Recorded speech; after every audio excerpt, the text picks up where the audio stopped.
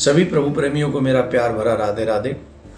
आज हम इस वीडियो में दूसरे नवरात्रे की पूजा का क्या शुभ फल हमको मिल सकता है और हमको कौन सा क्या कार्य करना चाहिए, देवी माँ के कौन से रूप की पूजा दूसरे नवरात्रे में होती है, इस विषय में हम चर्चा करेंगे। तो दूसरे नवरात्रे में माँ देवी के ब्रह्मचारिणी माँ की पूजा होती है और माँ ब्रह्मचारिणी के इस रूप में बहुत ही अद्भुत कथा है कि जब हिमालय जी के यहाँ पर शैलपुत्री का जन्म हुआ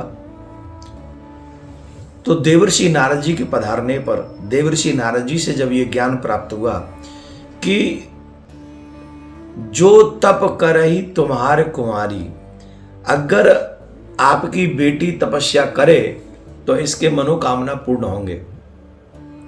तो नारद जी के वचन को मानकर शैलपुत्री तपस्या करने के लिए चली गई और उन्होंने बड़ा कठोर तप किया। एक बात यहां पर नोट करें, जीवन में बुरा समय आने पर कभी भी अपने चित्त को भटकने नहीं देना चाहिए, बल्कि अपने जीवन को संयमित मार्ग पर ले जाकर, आराधना के मार्ग पर ले जाकर, उपासना के मार्ग पर ले जाकर, सही दिशा दिखाकर हम लोग उस बुरे समय को निकाल सकते हैं और अच्छा समय आने पर एक प्रगति प्राप्त कर सकते हैं। राजकुमारी होने के बावजूद भी अपने गुरुदेव की बात को माना देवी ने और तपस्या करने के लिए चली गई और वो ब्रह्मचारिणी के नाम से विख्यात हुई। माँ की पूजा का इसका बहुत बड़ा महत्व है और ब्रह्मचारिणी का अर्थ है तपचारिणी, अर्थात अच्छे आचरण करने वाली देवी। यह रूप पूर्ण ज्योतिर्मय अत्यंत भव्य है। माँ के दाएं हाथ में जप की माला है और बाएं हाथ में कमंडल है। अब सुने तप कैसा, कितना कठिन किया था। उन्होंने बहुत कठिन तप किया था मां भगवती ने।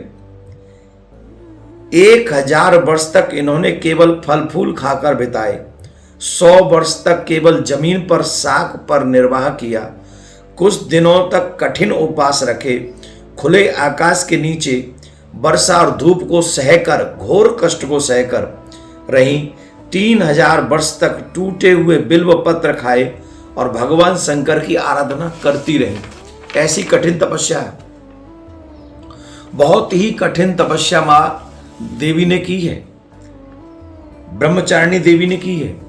इसके बाद उन्होंने सूखे बिल्व खाना भी छोड़ दिया और कई हजार वर्ष तक निर्जल और निराहार रहकर तपस्या करती रही। पत्तों को भी खाना छोड़ दिया था, शरीर एकदम कृषिगाय हो गया था। इसको कहते हैं तपस्या, इसीलिए ब्रह्मचारिणी। आप अगर चाहते हैं जीवन में कुछ पाना तो बुरा समय और अच्छा समय सबकी लाइफ में आता है। हमको क्या करना चाहिए? बुरे समय में कभी भी धैर्य नहीं खोना चाहिए, अच्छे समय की प्रतीक्षा करनी चाहिए और बुरे समय में चिंता नहीं, भगवत चिंतन करना चाहिए। व्रत से करके व्रत करें, जप करें, पुराणों का श्रवण करें, उनसे हमारा बुरा समय बहुत शीघ्र नष्ट हो जाता है। तो मां देवी ने बहुत बहुत बहुत कठोर तपस्या की है और इतनी तपस्या की है कि हम क्या बताएं। बहुत तपस्या करी उन्होंने, तब जाकर उनको मनोवांछित फल मिला है। नवरात्रि के दूसरे दिन मां ब्रह्मचारिणी की पूजा अर्चना होती है। मां का यह स्वरूप मंगल ग्रह का स्वामी है। ब्रह्मचारिणी मां की पूजा करने से जो लोगों की कुंडली में मंगल का दोष होता है, उस दोष को मिटाया जा सकता है। तो हमको क्या करना चाहिए? हमें मां भगवती की ब्रह्मचारिणी के रूप में पूजा करके खूब मन से उनको भोग लगाना। भोग किसका लगाएं? चीनी और मिश्री से युक्त पदार्थ बनाना चाहिए मां भगवती के लिए। चीनी और मिश्री से कोई भी वस्तु आप बनाएं, उनमें चीनी और मिश्री का उपयोग करें, पदार्थ बनाएं, उससे मां भगवती का भोग लगाएं। और मां को कमल और गुड़हेल का पुष्प बहुत पसंद है, ब्रह्मचारिणी मां को, तो कमल और गुड़हेल के पुष्प उन पर अर्पित करें। बाकी का जो आप पूजन करते हैं, जाप करते हैं, सुबह जल्दी उठते हैं, सूर्योदय से पहले उठना चाहिए। अगर जो व्रत करते हैं, जिनके घर में ज्योति जलती है, उन लोगों को सुबह जल्दी उठना चाहिए, सूर्योदय से पहले स्नान कर लेना चाहिए। फिर सबसे पहले माँ का पूजन इत्यादि करना चाहिए। तो इन क्रमों को करते रहिए। आज दूसरे नवरात्रि की इस कथा को आप सुने, औरों को सुनाएं।